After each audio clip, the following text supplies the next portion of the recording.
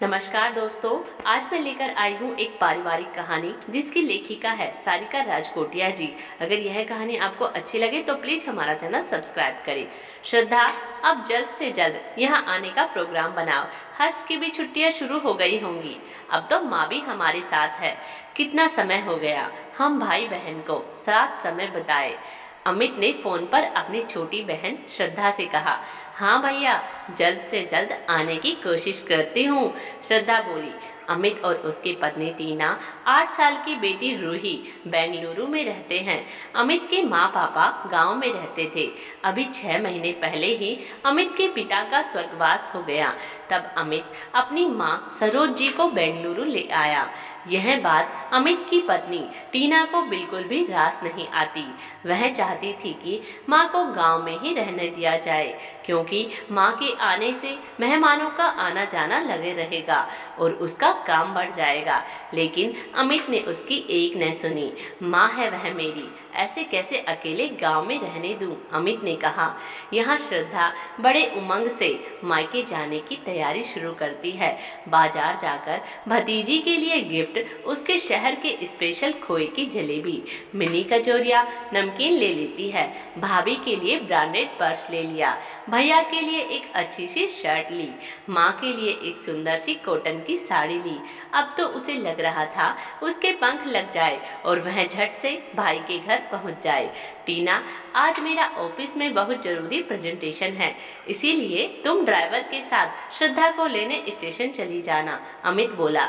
यह बात जब श्रद्धा को पता चली तो उसने कहा, इतना परेशान होने की कोई बात नहीं, मैं ओला या टैक्सी से आ जाऊंगी। घर पहुंचते ही माँ ने प्यार से श्रद्धा को गले लगाया और नाती हर्ष को लाड लड़ाया। माँ, भाभी दिखाई नहीं दे रही, श्रद्धा बोली। योगा कर रही होगी, तू आराम से बैठ, मैं तेरे लिए चाय बनाती हूँ, माँ ने कहा। तभी भाभी टीना अपने कमरे से बाहर आती है। कैसी हो भाभी? श्रद्धा बोली। ठीक हूँ, खूब हल्का सा मुस्कुराकर टीना बोली। भाभी, यह लीजिए खोए की जलेबी, कचौरिया, नमकीन और यह आपके लिए पर्स। अरे, यह इतनी हैवी मिठाई और इतनी ऑयली कचौरी कौन खाता है? बेकार में पैसे खर्च कर दिए, टीना मुंह बनाते हुए बोली। पर्स को एक नजर ठीक से देखी भी नहीं और किचन की तरफ चली गई। श्रद्धा थोड़ी उदास हो गई। मेरी तो आज लंच किटी है, मैं तो थोड़ी देर में निकल जाऊंगी। आपके लिए लंच में क्या बना दूं? टीना बोली। पहले कुछ गरम नाश्ता तो बना दो, माँ ने कहा। टीना ने श्रद्धा के द्वारा लाया गया नाश्ता ही एक प्लेट में निकाल दिया। पहली बार तुम्हारी ननद 3-4 दिनों के लिए आई है, क्या जरूरी है तुम्हारा जाना? माँ ने धीरे से कहा। जाने दीजिए ना मम्मी, भाभी को। और भाभी, आप खाने की चिंता ना करो, मैं सब देख लूंगी, श्रद्धा बोली। शाम को भाई अमित आया, प्यार से बहन और उसके बेटे से मिला। अरे श्रद्धा, खोए की जलेबी और कचौरी लाई है ना? अमित ने आत्मीयता से पूछा। हाँ भैया, लाई हूँ ना, श्रद्धा का चेहरा खिल उठा। श्रद्धा ने शर्ट भाई को उपहार दी। अरे वाह, बहुत अच्छी चॉइस है तेरी, अमित बोला। श्रद्धा को भाभी का व्यवहार बहुत दुख पहुंचाता। वह तो इस घर की बेटी है, तो क्यों उसके साथ किसी अनचाहे मेहमान की तरह व्यवहार किया जा रहा है? श्रद्धा का बेटा भी बोर हो रहा था। उसने सोचा था मामा की बेटी के साथ खूब खेलेगा। श्रद्धा ने सोचा, इतने बड़े शहर आई है तो अपने पति और सासू माँ के लिए कोई उपहार लेना चाहिए। भाभी को बाजार साथ चलने को कहती हूँ।